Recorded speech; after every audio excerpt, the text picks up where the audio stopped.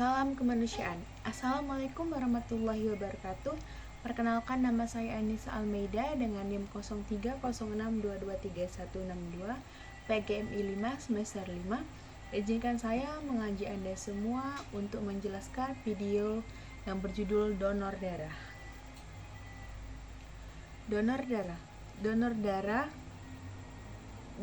Donor darah selamatkan jiwa. 1. Jenis golongan darah. Golongan darah ini ditemukan oleh keberadaan antigen A atau B pada permukaan sel darah merah. Golongan darah A memiliki antigen A di permukaan sel darah merah dan antibodi di B plasma. Golongan darah B memiliki antigen B di permukaan sel darah merah dan antibodi A di plasma. Golongan darah AB memiliki antigen A dan B di permukaan sel darah merah, tetapi tidak memiliki antibodi terhadap A ataupun B di plasma.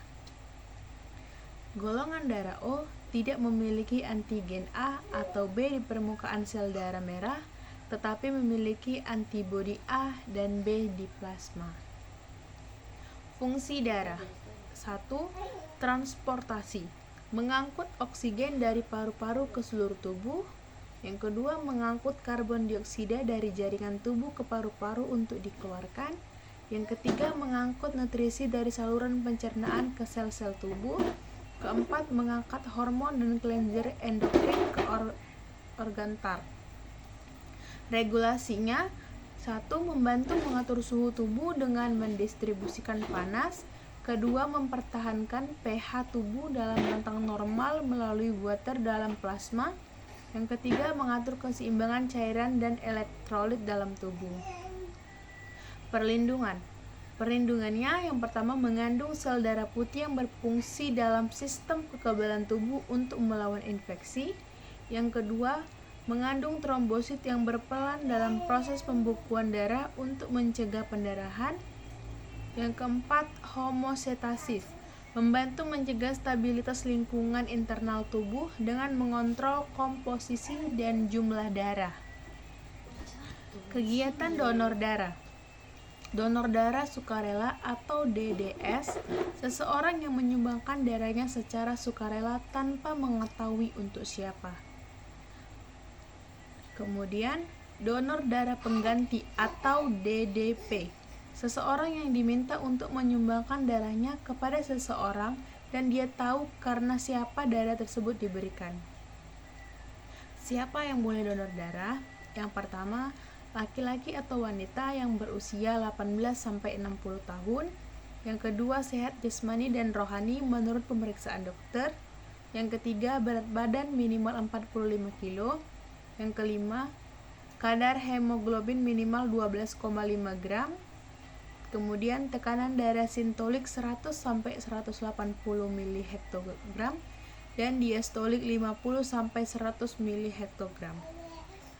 Yang keenam, tidak menderita penyakit berisiko seperti HIV, hepatitis, sifilis, jantung, hati, paru-paru, ginjal, kencing manis, kanker, atau penyakit kulit kronis.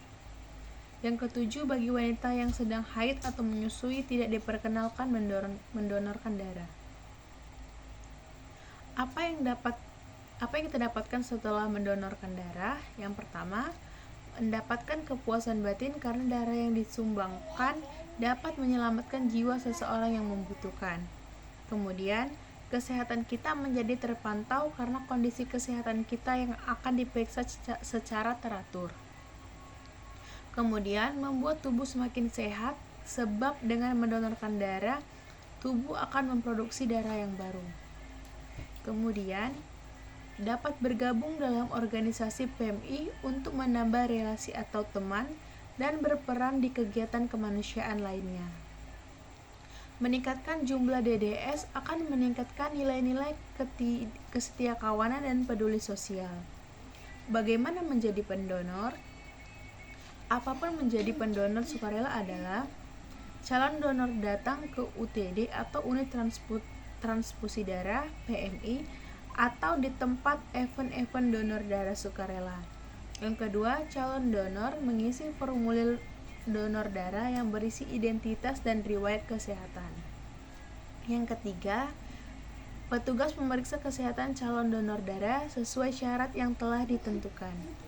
Yang keempat, asisten transfusi darah yang terampil dan pengalaman akan mengambil darah calon donor sehingga pengambilan darah dapat berlangsung dengan cepat lebih kurang 10 menit dan aman. Calon donor mendapatkan kartu tanda anggota donor darah. Kartu ini sebagai bukti bahwa pemilik telah mendonorkan darahnya. Peran PMR pemula. PMR atau Palang Merah Remaja adalah organisasi yang berfokus pada pengembangan keterampilan, kepemimpinan, dan pelayanan masyarakat di kalangan remaja. Peran PMR yang pertama, edukasi kesehatan, yang kedua, pelayanan sosial, yang ketiga, pengembangan keterampilan, yang keempat, penanggulangan bencana, dan yang kelima, peningkatan kesadaran sosial. Peran PMR Madya. Yang pertama, edukasi kesehatan. PMR Madya memberikan pendidikan mengenai kesehatan, kebersihan, dan pertolongan pertama. Pelayanan sosialnya, anggota PMR Madya terlibat dalam berbagai kegiatan sosial seperti donor darah, bakti sosial, dan kampanye kesehatan di masyarakat. Yang ketiga, pengembangan pemimpinan melalui berbagai kegiatan pelatihan PMR. Keempat, kesadaran kebencanaan. Dan kelima, berpartisipasi dalam kegiatan PMI. Peran PMR Wira. Yang pertama, edukasi kesehatan. PMR Wira mengedukasi anggotanya dan masyarakat tentang kesehatan, kebersihan, dan pertolongan pertama.